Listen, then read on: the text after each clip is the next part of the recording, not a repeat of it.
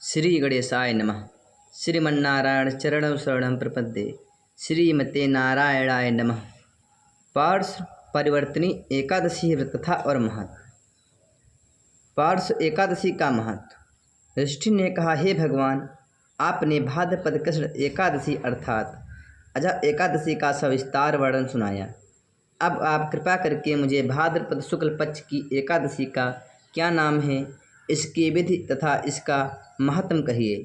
तब भगवान श्री कृष्ण कहने लगे कि इस पुण्य, स्वर्ग और मोक्ष को देने वाली तथा सब पापों को नाश करने वाली उत्तम वामन एकादशी का महात्म मैं तुमसे कहता हूँ।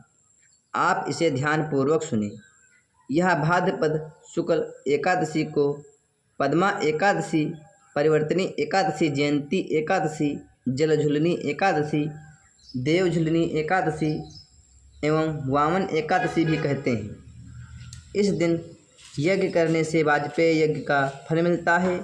पापियों के पाप नाश करने के लिए इससे बढ़कर कोई उपाय नहीं है।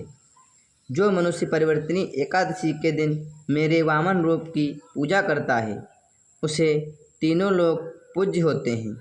अतः मोक्ष की प्राप्ति करने वाले मनुष्य को इस व्रत को अवश्य करना चाहिए।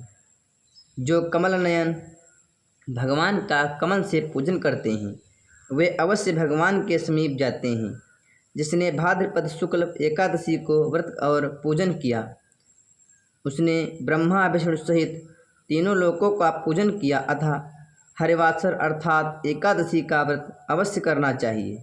इस दिन भगवान करवट बदलते हैं, इसलिए इसको परिवर्तनी एकादशी भी कहा जाता है। भगवान के वचन सुनकर युधिष्ठिर बोले कि भगवान, मुझे अति संदेह हो रहा है कि आप किस प्रकार सोते और करवट बदलते हैं तथा किस तरह राजा बलि को बांध और वामन रूप रखकर क्या क्या लीलाएं की। चतुर्मास के व्रत की क्या विधि है तथा आपके शयन करने पर मनुष्य का कर्तव्य क्या है, सो आप मुझसे विस्तार से कहिए। पार्श्व एकादशी कथा। श्री कृष्ण कहने लगे कि हे राजन, अब आप सब पापों को नष्ट करने वाली कथा का श्रवण करें। त्रेता युग में बलि नामक एक दैत्य था। वह मेरा परम भक्त था। विविध प्रकार के वेद सूक्तों से मेरा पूजन किया करता था और नित्य ही ब्राह्मणों का पूजन तथा यज्ञ के आयोजन करता था। लेकिन इंद्र से द्वेष के कारण उसने इंद्रलोक तथा सभी देवताओं को जीत लिया। इस कारण सभी देवता एकत्र होकर सोच विचार कर भगवान के पास गए। बृहस्पति सहित इंद्रादिक देवता प्रभु के निकट जाकर और नतमस्तक होकर वेद मंत्रों द्वारा भगवान का पूजन और स्तुति करने लगे। अतः मैंने वामन रूप धारण करके 5वां अवतार लिया और फिर अत्यंत तेजस्वी रूप में राजा बलि को जीत लिया। इतनी वार्ता सुनकर राजा युधिष्ठिर बोले कि हे जनार्दन, आपने वामन रूप धारण करके उस महाबली दैत्य को किस प्रकार जीता। श्री कृष्ण कहने लगे, मैंने वामन रूपधारी ब्रह्मचारी बलि से 3 पग भूमि की याचना करते हुए कहा, ये मुझको 3 लोक के समान है और हे राजन, यह तुमको अवश्य ही देनी होगी। राजा बलि ने इसे तुच्छ याचना समझकर 3 पग भूमि का संकल्प मुझको दे दिया और मैंने अपने त्रिविक्रम रूप को बढ़ाकर यहाँ तक कि भूलोक में पद, भुरवालोक में जंघा, स्वर्गलोक में कमर, महालोक में पेट, जनालोक में हृदय, यमलोक में कंठ की स्थापना कर सत्यलोक में मुख, उसके ऊपर मस्तक स्थापित किया।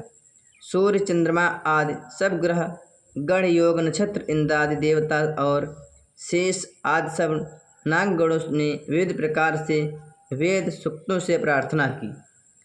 तब मैंने राजा बलि का हाथ पकड़कर कहा कि हे राजन, एक पद से पृथ्वी, दूसरे से स्वर्गलोक पूर्ण हो गए, अब तीसरा पग कहाँ रखूं।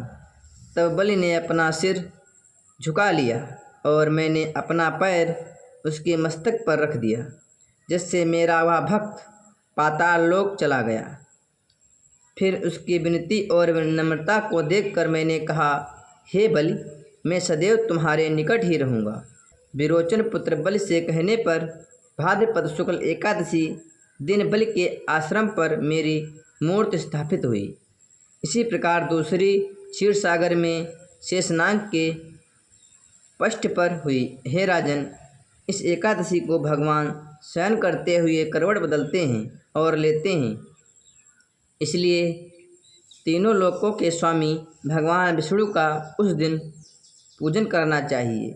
इस दिन तांबा, चांदी, चावल और दही का दान करना चाहिए, जो उचित है। रात्रि को जागरण अवश्य करना चाहिए। जो विधिपूर्वक इस एकादशी का व्रत करते हैं वे सब पापों से मुक्त होकर स्वर्ग में जाकर चंद्रमा के समान प्रकाशित होते हैं और यश पाते हैं। जो पापनाशक इस कथा को पढ़ते या सुनाते हैं उनको 1000 अश्वमेध यज्ञ का फल प्राप्त होता है। जय श्री हरि। आप सभी को यह कथा कैसी लगी कमेंट के माध्यम से हमें ज़रूर बताएं और यदि हमारे चैनल पर नए हैं तो चैनल को सब्सक्राइब कर वीडियो को लाइक करना ना भूलें।